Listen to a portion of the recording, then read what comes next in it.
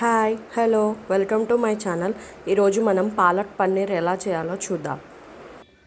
ముందుగా ఒక గిన్నెలో ఇలా వాటర్ తీసుకొని వేడి చేసుకోవాలి. వాటర్ వేడెక్కాక మనం కట్ చేసుకున్న పాలకూర ఇందులో వేసి ఒక 2 minutes ఉడికించాలి.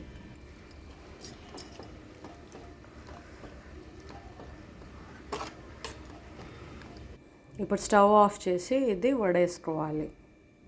ఇలా వడేసాక ఇప్పుడు నార్మల్ వాటర్ వేసి బాగా వాష్ చేయాలి. ఇప్పుడు ఇలా ఒక మిక్సీ తీసుకొని అందులో ఒక 8 పచ్చిమిర్చి, 1 స్పూన్ ఉప్పు, 1/2 స్పూన్ గరం మసాలా, 1/2 స్పూన్ ధనియాల పొడి, పాలకూర అన్నీ వేసి మెత్తగా గ్రైండ్ చేసుకోవాలి.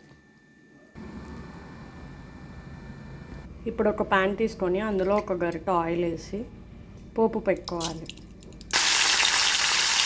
ఇలా పోపు పెట్టాక మనం సన్నగా చాప్ చేసుకున్న ఆనియన్స్ వేసి వేయించాలి. ఇలా ఆనియన్స్ బాగా వేగాక 1/2 స్పూన్ అల్లం వెల్లుల్లి పేస్ట్, మనం గ్రైండ్ చేసుకున్న పాలకూర పేస్ట్ కూడా వేసి ఒక 2 minutes బాగా ఉడికించాలి. చిటికెడు పసుపు. ఇప్పుడు ఇంకొక ప్యాన్ తీసుకొని ఇందులో పన్నీర్ ముక్కలు వేసి షాలో ఫ్రై చేయాలి.